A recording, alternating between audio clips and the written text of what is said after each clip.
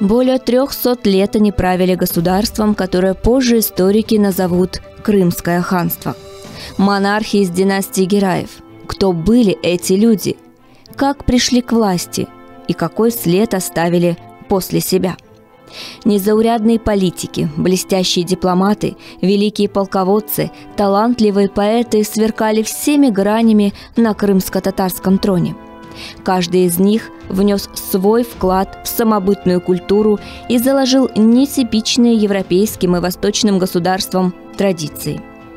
История династии Гираев, которая сегодня почти позабыта в мировой истории, это не просто история каждого хана. Это история государства, показанная через призму жизнедеятельности его правителей.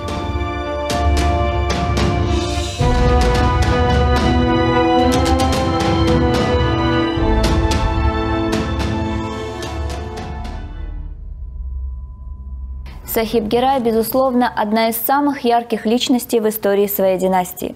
К власти он пришел, когда ему исполнился 31 год. Он был молод, энергичен, умен, подавал большие надежды. К тому же у него уже был опыт правителя, и если поначалу часть ханской аристократии отнеслась к нему настороженно, то очень скоро он и их сумел покорить своей мудростью и рассудительностью. А еще он отличался физической привлекательностью, что, безусловно, дополняло список его достоинств. Одним словом, для той эпохи он был идеальным правителем. Все думали, что при нем ханство станет символом возрождения Великой империи, и не ошиблись.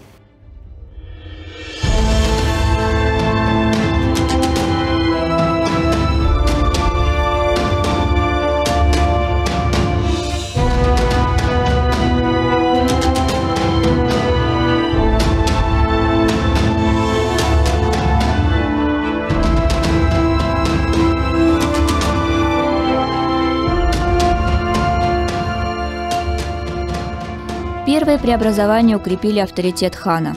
Он фактически отказался от смертной казни, грамотно выстроил работу дивана, что говорило о его качествах управленца. Почти все законопроекты, предложенные Сахибом, оказались эффективными и, на удивление, долговечными. А еще он был одним из активнейших застройщиков XVI века. Бахчисарай был не единственный город, основанный Сахибом Гираем.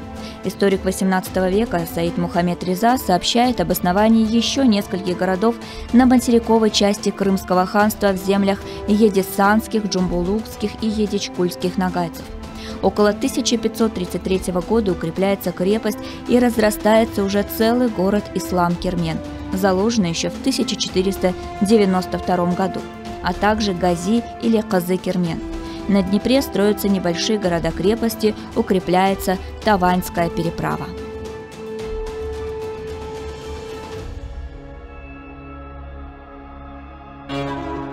Сахиб Гирай строит по всей стране новые крепости, медресе, мечети, больницы, библиотеки, постоялые дворы и мосты.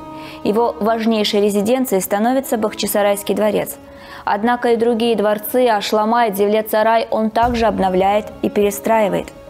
В Кизлеве он строит морской порт со складами и причалами, способными принять до 200 судов. Рядом с ним здание таможни, доходы от которой шли в ханскую казну.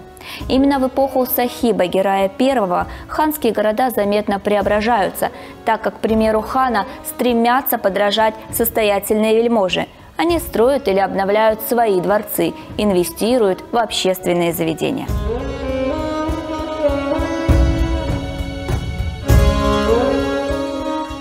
Нельзя сказать, что эпоха Возрождения и гуманизма, охватившая в эти десятилетия Европу, не коснулась и Крымского ханства.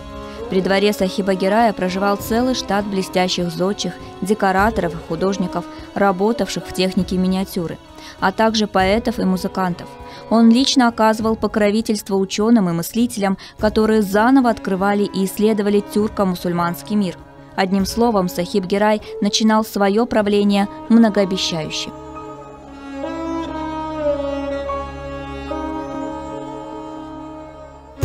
Безусловно, что среди большого штата придворных служащих были и те, которые следили за событиями как в личной, так и в политической жизни Сахиба-Герая. Они фиксировали каждое событие, каждый дипломатический прием, военные походы и церемонии. Затем все эти документы передавались в ханский архив. Но, к сожалению, до нас не дошли все эти записи, и мы не можем сказать наверняка, сколько, к примеру, хан и его семья в год тратили денег на личные нужды, что подавали повара к столу крымского монарха и какой был его гардероб. Однако Сахибу-Гераю в исторических масштабах повезло больше, чем многим другим его преемникам. У него был свой историограф, чей труд сохранился. Благодаря этому биографическому очерку мы все же знаем о Сахибе-Герае намного больше, чем о других ханах.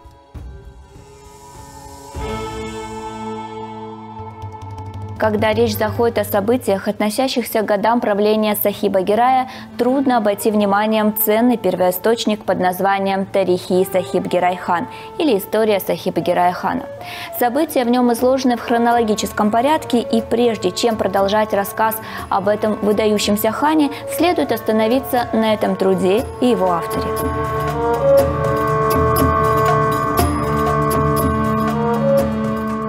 Само существование Тарихи Сахиб-Герай-хан подтверждает тот факт, что при дворе крымских ханов практиковалась одна из почетных должностей в профессии историографа. Они получали жалования и имели доступ в государственные архивы и, собственно, были самыми близкими людьми к ханской особе. Как правило, это были ученые-мужи, которым доверяли писать историю ханства и ее главного героя – правителя. Именно благодаря таким людям мы сегодня имеем возможность восстановить картину прошлого, черпая информацию из первоисточника.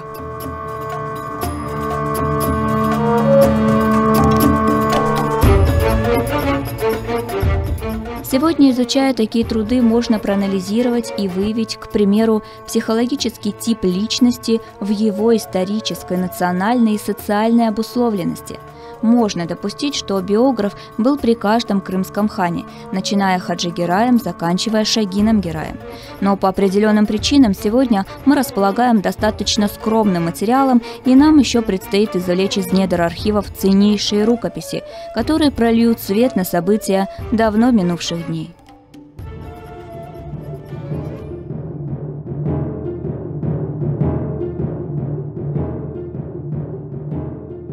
Биографический труд «История Сахиба-Герая-хана» была найдена и впервые опубликована относительно недавно.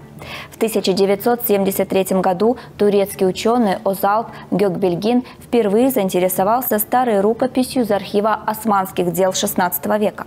Каково было его удивление, когда в рукописи речь шла о правителе соседней державы.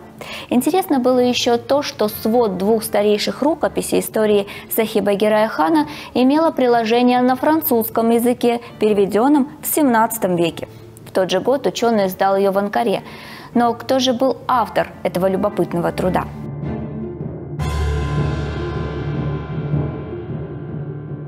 В Крымском ханстве представители творческой интеллигенции придерживались мусульманской традиции. Они не стремились упоминать себя как авторы того или иного произведения. И это касалось не только книг. Биографы описывали события, свидетелями которых стали, однако при этом очень мало оставили информации о себе. Поэтому крайне мало сохранилось информации об авторе Тарихи Сахиб-Герай-хан, крымском татарине Кайсуни-заде Мехмед Недаи или Рималь-Хаджи, как его чаще называли.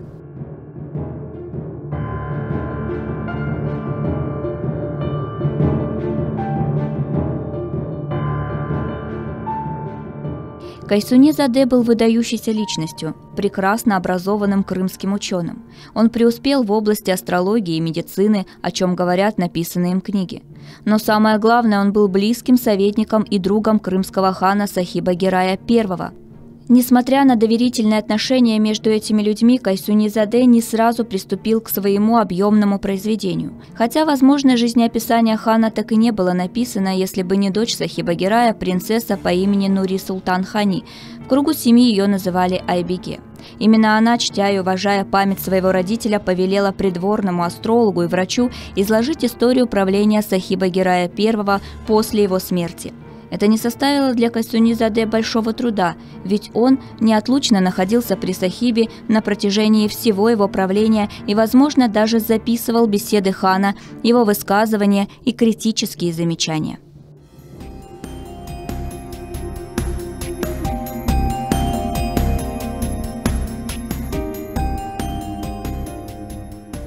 История Сахиба-Гирая, по мнению многих исследователей эпохи этого хана, стала величайшей биографией, написанной на распространенном в ту пору османском языке.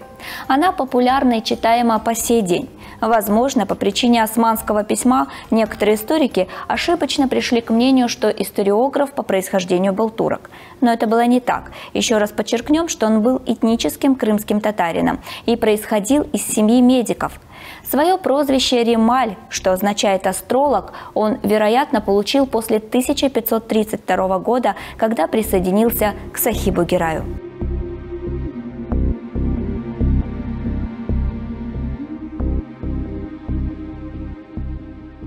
К сожалению, мы не знаем ни года, ни точного места рождения Ремаля, но, судя по его приставке «хаджи», можно утверждать, что он совершал хадж в Мекку. Закончил свою историю Ремаль-хаджи в начале июля 1553 года, через 2 года после смерти своего хана Сахиба-Гирая.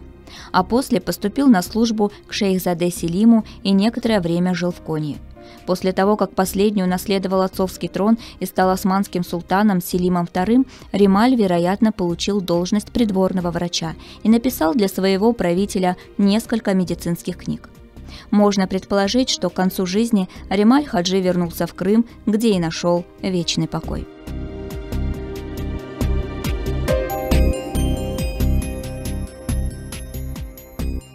Итак, что же собой представлял трактат хрониста одного из выдающихся крымских ханов? В первую очередь следует обратить внимание на то, что автор уделял внимание деталям, давал четкое описание событий и, главное, не перегружал текст принятыми в те время напыщенным витиеватым стилем. В истории Сахиб-Гирая можно найти ценную информацию о крымской политике, институтах власти и военном деле. Здесь же описан быт населения ханства и его вассалов – Черкесии и Московии. Но главное место занимает 9 походов главного героя истории Сахиба-Гирая и его старшего сына Имина-Гирая. Итак, хроника друга и соратника хана Ремаля-хаджи широко основывается на собственных данных автора и очевидца событий. Из ее отрывков, переведенных и опубликованных сегодня, можно составить психологический портрет Сахиба-Гирая, который представлялся современникам как отважный воин и щедрый меценат, во время правления которого начался расцвет культурной жизни Крымского ханства. Сахиб-Гирай проявил свои качества в огне сражений, был красивым, полным обаяния мужчиной, обладал незаурядным умом, проявлял интерес ко многим областям жизни.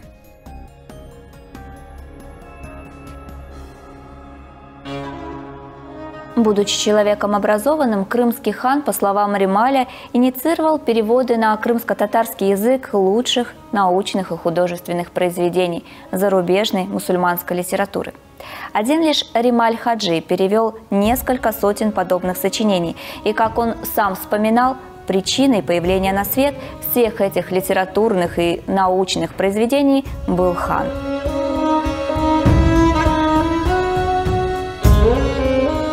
Итак, изучая хронику Ремаля, можно сделать вывод, что рассказ о крымском хане Сахибе-Гирае более удивителен, чем можно себе представить. Автор повествует и о героизме, и о предательстве, и о тайных убийствах, трагедиях и триумфах, случившихся в период с 1532 по 1551 годы в Крыму. Но в первую очередь это рассказ о ярком представителе династии Гераев.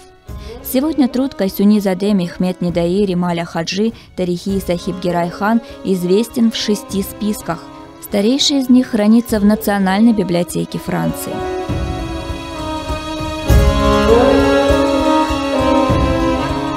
Пока крымский хан был занят административными и культурными преобразованиями, его калга Ислам Герай находился в своих владениях за Ор-Капы. Он пытался соответствовать своей роли второго лица в государстве, но так и не смирился с потерей ханского титула. Уже через 2 года он начинает плести интриги, на этот раз вовлекая в них двоюродного брата Сафа Герая.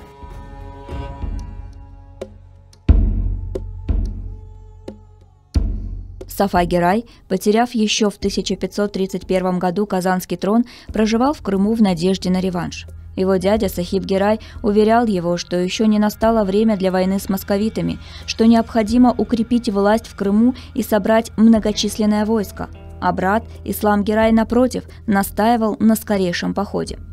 На самом деле это была авантюра, и Сафа Герай поддался на провокацию калги.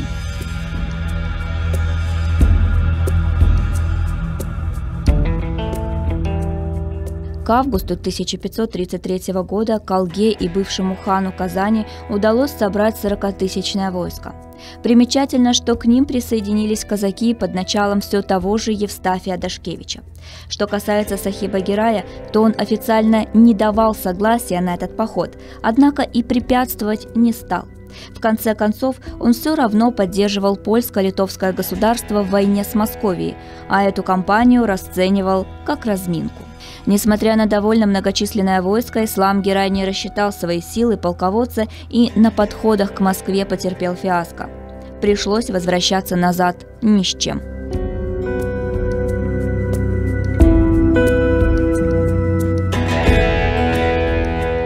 Уже в пути домой отношения Ислама и Сафа Гераев испортились.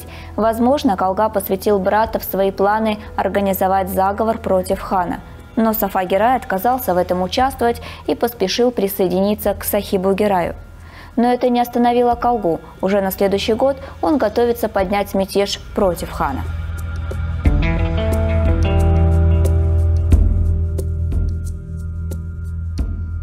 Но планам Ислама Герая на этот раз помешал Ширинский бей. К 1534 году главой этого рода становится Баба Ширинский, сын Мемеш-бея и дочери Мухаммеда Герая I. Между ним и ханом устанавливаются доверительные отношения. Баба Ширинский доказал свою преданность хану, когда привел до 20 тысяч своих аскеров во время назревавшего конфликта между ханом и калгой Исламом Гераем. Последнему пришлось покинуть Крымское ханство и найти себе временное пристанище в Киеве.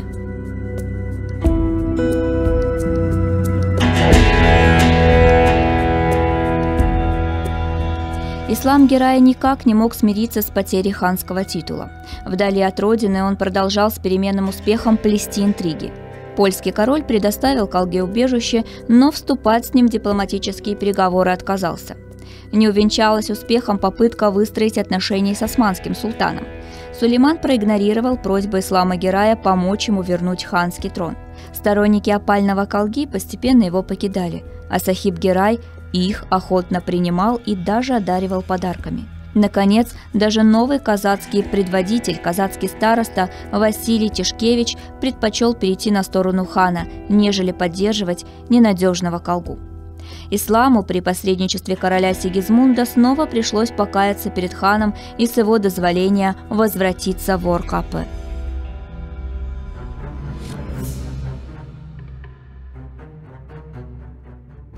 Сахиб Герай понимал, что пока Ислам Герай будет интриговать и вести свою политику вразрез с политикой бахчисарайского двора, он не сможет далее заниматься своим государством. Всегда будут находиться обиженные придворные и периодически переходить на сторону калги. А это будет играть против интересов ханства. К тому же у Сахиба был печальный пример его брата. Саадет Герай, собственно, и отказался от трона только потому, что ему надоело вести борьбу с энергичным Исламом Гераем. Пора было поставить точку в этой борьбе и двигаться далее.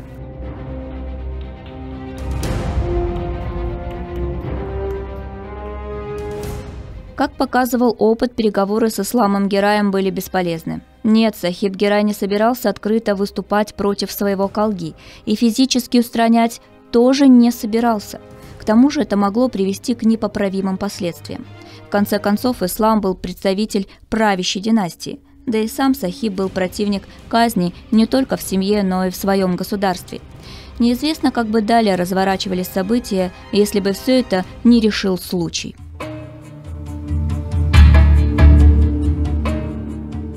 Согласно Рималю Хаджи, Ислам Герай в очередной раз пошел против своего хана в 1537 году.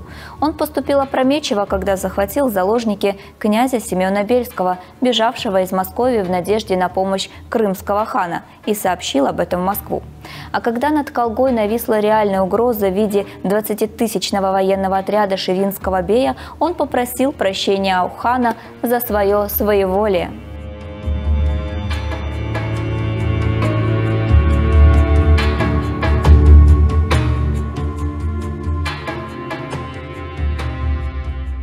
Вероятно, Калга был убедителен, раз Сахиб Герай снова простил и даже оставил за исламом титул Калги. Но спустя несколько месяцев, в августе 1537 года, в Бахчисарай пришло известие. Недавний сторонник ислама Герая, Бакы бей Мангытский, возвращаясь из Ногайской Орды, остановился в ставке Калги. Что произошло между ними, неизвестно, но в тот же вечер бей убил Калгу, а затем, забрав с собой его семью, направился в Хаджи-Тархан. Можно предположить, что причиной возникшей ссоры стали претензии ислама Герая на Хаджи-Тарханский трон.